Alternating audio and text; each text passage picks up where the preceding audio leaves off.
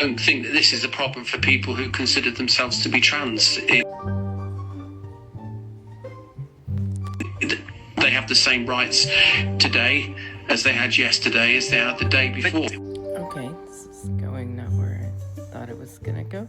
Would mean that a trans woman couldn't use a female toilet and vice versa, for example. And that's something you think trans people are going to have to need to accept. Yeah, why not? Why should women have to take on the burden of men who identify as women? Oh. I thought this was gonna be another giggle, tickle case or interview. Would you talk about yourself in those terms? I'm a bloke who calls himself Miranda. So, And I thought this was gonna be Sparkle Basket Blunqueef. I don't. are you a trans woman or are you a man? All trans women are men because a defining characteristic of being a trans woman is that you have to be a man. Yeah. Yeah. Well, yeah. Well, this is why I'm a lady. Okay, I'm a lady. But then you're not a trans woman. How can you be a trans woman and a man? What define trans woman? Well, that's what I'm asking you, respectfully, Miranda. Okay, so like TS are women. Okay. The ones that the effort is not efforting, tranny or trans woman. But they're all encompassing transgenders. Yeah. No, you use the term. But if you're challenging Yes. my credibility to speak, I'm saying what if you say yourself, I am a man, then what's the trans women bit?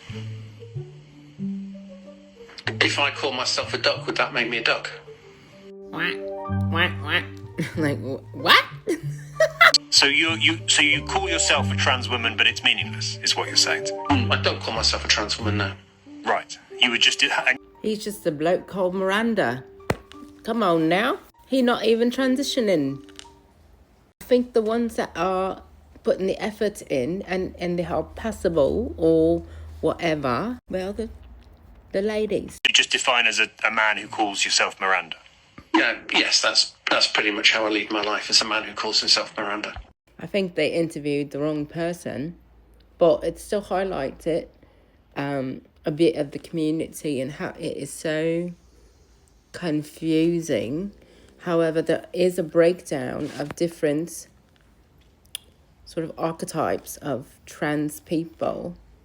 The ones that put in the effort, the ones that are on hormones, the ones that the hormones are actually responding to the androgyny, and then some that don't do any of that, but yet they still call themselves trans. But I don't know. It don't look the part. I don't know, right?